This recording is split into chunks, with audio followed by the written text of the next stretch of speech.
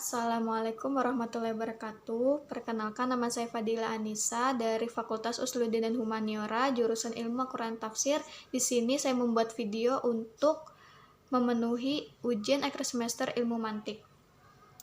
Nah, pertanyaan pertama ialah apa yang dimaksud dengan ilmu mantik dan posisi ilmu mantik dalam perkembangan ilmu pengetahuan itu apa?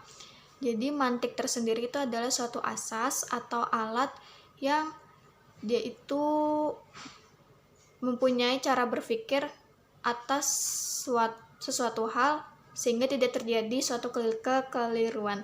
Lalu ilmu mantik itu adalah suatu pengetahuan atau ilmu mengenai asas atau alat agar tidak terjadi suatu kekeliruan. Filsafat dengan mantik itu berbeda.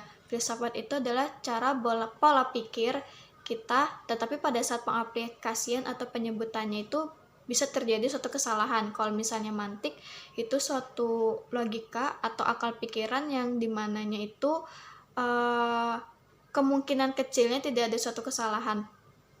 Nah, lalu posisi ilmu mantik dalam perkembangan ilmu pengetahuan itu seperti apa sih? Posisi dalam ilmu mantik dan perkembangan ilmu pengetahuan itu tidak bisa dipisahkan, karena suatu hal teori atau pemfaktaan di dunia ini tuh tidak lepas dari ilmu logika.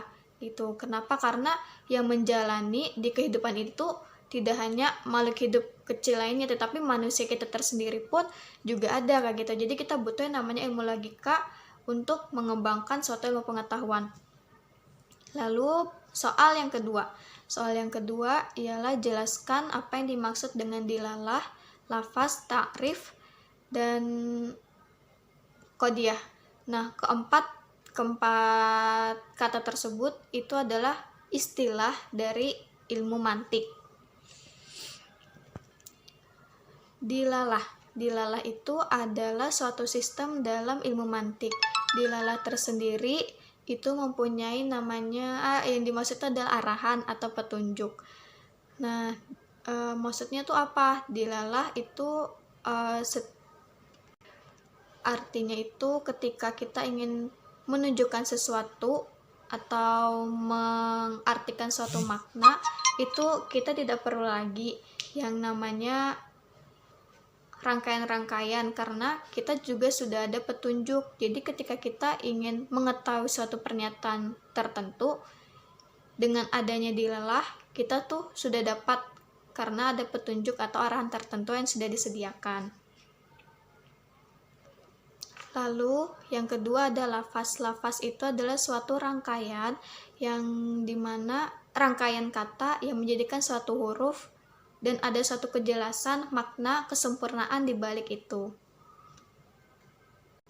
Lalu ta'rif itu ialah suatu pengertian mengenai teknik atau cara bagaimana kita berpikir untuk menghasilkan suatu pemahaman secara jelas. Itu bisa dilakukan dengan lisan atau tulisan. Yang terakhir itu ada namanya qadiyah. Qadiyah itu adalah suatu kalimat yang mempunyai makna tersembunyi, dan makna tersembunyi itu bisa terjadi suatu perkara kesalahan atau kebenaran di balik makna pernyataan suatu kalimat. Lalu kemudian pertanyaan yang ketiga yaitu apa yang dimaksud dengan istidlal dan berikan contohnya. Jadi istidlal itu adalah menurut saya pencarian suatu dalil atau keterangan untuk mengambil suatu kesimpulan. Nah, jadi fungsi dari istidlal ini pula ketika kita membuat pernyataan itu tuh orang tuh tidak akan ragu. Kenapa? Karena kita di situ sudah mencari dari maksud dari istidlal. Istidlal itu kan suatu pencarian teknik untuk membuat suatu kesimpulan yang ada kan. Nah, ketika kita menggunakan istidlal itu berargumen pun mungkin orang tidak akan ragu kayak gitu. Nah, karena kita tuh mempunyai suatu pernyataan yang kuat dari cara atau istidlal yang sudah kita konsepkan atau aplikasikan.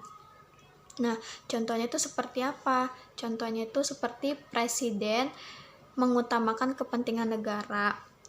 Lalu setiap yang mengutamakan kepentingan negara adalah pembela tanah air.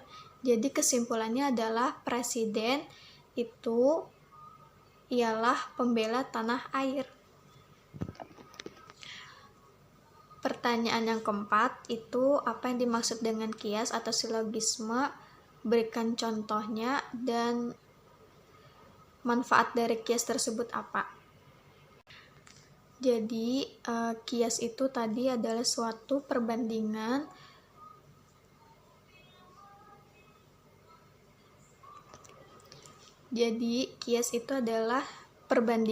suatu penaksiran dari dua unsur atau beberapa macam keputusan yang mempunyai unsur kebenaran yang sama. Nah, manfaat dari kias ini juga adalah kita tuh jadi tahu bisa menetapkan suatu hukum atau dalil yang belum jelas atas penjelasannya, karena kan ibaratnya tadi yang dimaksud dengan kias tersendiri itu kan dari dua pernyataan, dua macam atau beberapa. Jadi manfaat dari kias itu kita berpikir gitu, nah adalah suatu pola pikir yang dimana dari dua pernyataan kita bisa menyimpulkan untuk satu pemaknaan. Contohnya itu adalah seperti setiap bid'ah itu sesat dan tiap yang sesat itu masuk neraka. Jadi setiap bid'ah itu masuk neraka. Pertanyaan kelima ialah apa yang kita pahami mengenai kias iktirani dan kias istisnai. Jadi kias iktirani adalah suatu rangkaian yang mempunyai pernyataan yang sempurna, dan kias iktirani itu ada dua, hamli dan syarti.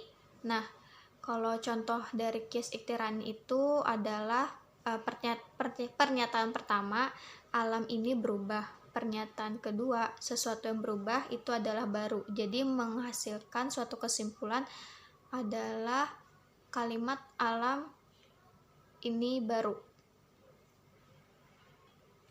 Kemudian ada namanya tadi kias istisnai. Jadi kias istisnai itu adalah suatu rangkaian dari dua kalimat yang sempurna tetapi disela atau dipertengahkan dengan kata tetapi. Contohnya ialah ada kalanya suatu pernyataan yang tertulis, ada kalanya kasus itu benar dan ada kalanya dusta. Jadi pernyataan pertama tetapi ia benar, pernyataannya kedua ia tidak dusta, berarti itu mempunyai keterangan bahwa sama-sama kasus tersebut itu tidak dusta, dan pernyataan yang kedua itu ialah benar kasusnya. Soal yang nomor 6 itu apa yang kalian pahami mengenai lawahik al-qiyas dan al-istiqra'i. Jadi yang pertama itu lawahik al-qiyas itu adalah berbagai ragam atau susunan dalam qiyas yang menghubungkan dalam suatu keterangan atau istidlal. Nah, lawahik al-qiyas ini terbagi menjadi 4, yaitu murakkab, istiqra'i nakisi, tamsili, dan kafi. Contoh dari lawahik al-qiyas ini saya ambil dari susunan yang murakkab. Nah, itu pernyataan pertama, benda itu emas, dan pernyataan kedua, setiap benda itu barang tambang. Jadi mempunyai suatu kesimpulan, jadi benda itu barang tambang, itunya itu mengarahkan kepada ke emas, yang benda emas itu. Nah, kemudian yang dimaksud dengan istiqra'i itu adalah menyelidiki suatu permasalahan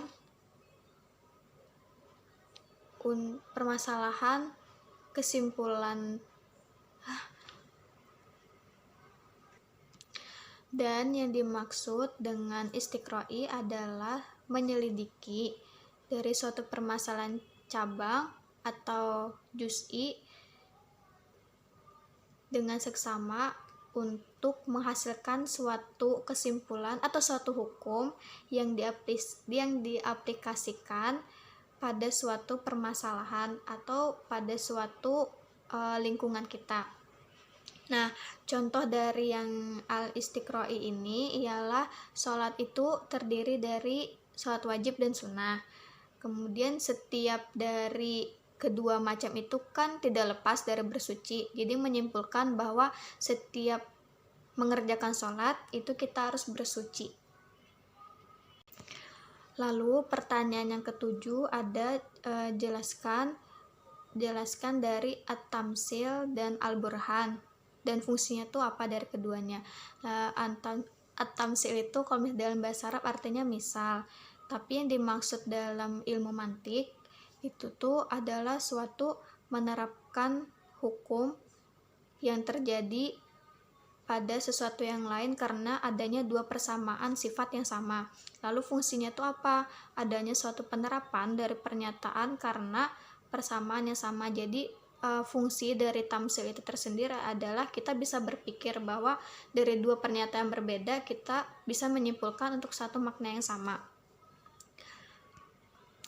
Lalu untuk al-burhan tersendiri itu adalah susunan kalimat yang menjadi suatu rangkaian muqaddimah yaqiniyah. Fungsinya itu adalah meyakinkan. Maksud dari al-burhan ini tersendiri adalah kan al-burhan ini termasuk dalam ilmu mantik. Jadi namanya mantik tersendiri kan berbeda dengan filsafat. Kalau misalnya mantik tuh ibaratnya kebenarannya itu pasti kemungkinannya sudah pasti. Nah, al-burhan ini ialah suatu sistem yang membantu dari ilmu mantik tersendiri karena dari al-burhan ini mempunyai muqaddimah yaqiniyah yang dimana kita dari suatu pernyataan atau dari dua qadiyah, dua pernyataan yang berbeda itu tuh kita bisa menggunakan al-burhan ini. Kenapa? Karena al-burhan ini mempunyai sifat yaqiniyah, meyakinkan, sehingga orang-orang yang mempunyai pernyataan berbeda dapat diyakinkan oleh pernyataan kita tersendiri. Begitu. Mungkin ini saja video untuk ujian akhir semester ilmu mantik. Salah hilaf mohon maaf. Wassalamualaikum warahmatullahi wabarakatuh.